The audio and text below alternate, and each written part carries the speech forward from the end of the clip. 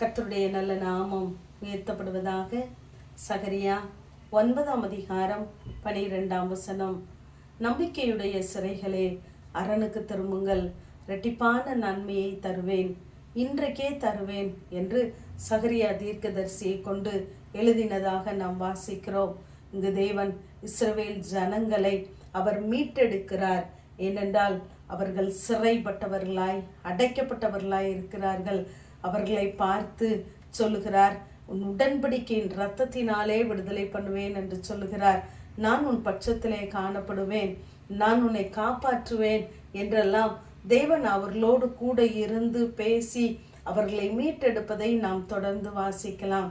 நம்முடைய வாழ்க்கையிலும் அநேக நேரங்களிலே தேவனுடைய காரியங்களிலே நம்முடைய காரியங்களிலே நாம் சிறைப்பட்டவர்களாய் காணப்படுகிறோம். வேதம் வாசிக்க கூடாதபடி, ஜெபிக்க கூடாதபடி, துதிக்க கூடாதபடி, நம்முடைய காரியங்களையே நாம் சுயமாய் செய்யக்கூடாதவர்களாக சிறைப்பட்டவர்களாய் இருக்கிறோம்.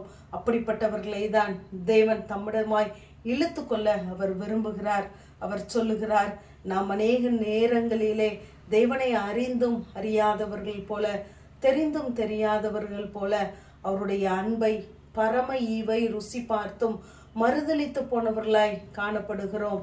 ஆகவே அவர் சொல்லுகிறார், ஒன்றுமில்லை, என்னுடைய வார்த்தையை கொண்டு மறுபடியுமாய் நீ என்னிடத்திலே திரும்பி வந்தால் நான் உனக்கு இரட்டிப்பான நன்மையை தருவேன். எப்பொழுது என்றால் அதை இன்றைக்கே தருவேன். நீ எப்பொழுது சிறைப்பட்டவர்களாய் இருக்கிற நீ என்னிடத்திலே திரும்புகிறாயோ அன்றைக்கே நான் தருவேன் என்று நமக்கு வாக்கு பண்ணுகிறார். ஏசாயா 31ஆம் அதிகாரத்திலே, இஸ்ரவேல் புத்திரரே, நீங்கள் முற்றிலும் விட்டு விலகினவரிடத்திற்கு திரும்புங்கள் என்று சொல்லுகிறார். ஏனென்றால் நாம் தேவனை அறிந்தவர்கள்தான், அவரிடத்திலிருந்து தான் நாம் விலகி வந்திருக்கிறோம்.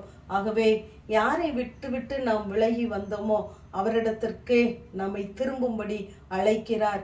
அப்பொழுது நமக்கு வேண்டிய இரட்டிப்பான ஆசீர்வாதம், இரட்டிப்பான நன்மை, இரட்டிப்பான வரங்களை கொடுத்து நம்ம இன்னும் மேன்மைப்படுத்த அவர் உண்மையுள்ளவராகவே இருக்கிறார். ஆகவே தான் சொல்லுகிறார், உங்கள் எல்லா மீறுதல்களையும் அக்கிரமங்களையும் விட்டு நீங்கள் என்னிடமாய் திரும்புங்கள்.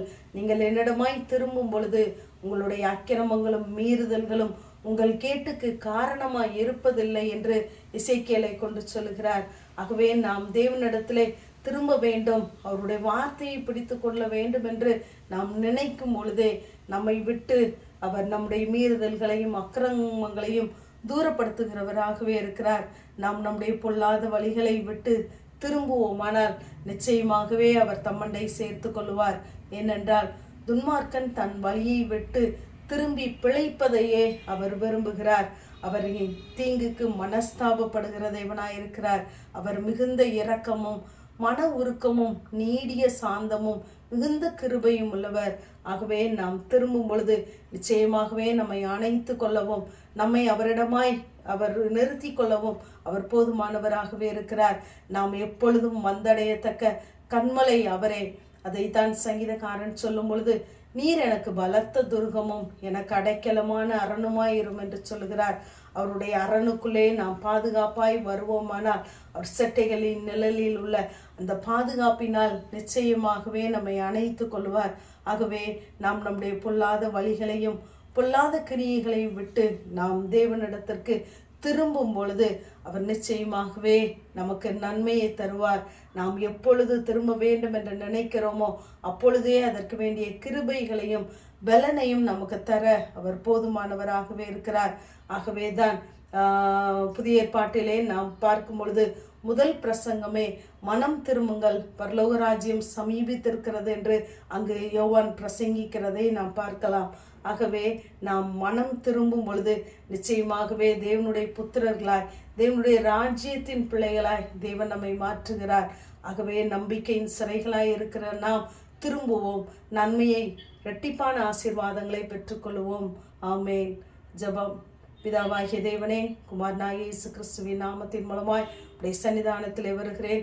உங்கள் வெட்கத்திற்கு பதிலாக இரட்டத்தனையாய் பலன் வரும் என்ற வேத வார்த்தையின்படி கர்த்தாவே, சிறைப்பட்டு இருக்கிற உடைய பிள்ளைகளுடைய வாழ்க்கையிலே எந்தெந்த காரியங்களிலே சிறைப்பட்டு வெட்கப்பட்டு தலைகுனிந்து போனார்களோ அந்தந்த இடங்களிலே ஆண்டவரே இரட்டத்தனையான பலனை, ஆசீர்வாதங்களை கொடுத்து கர்த்தர் நன்மையினால் நிரப்போம்.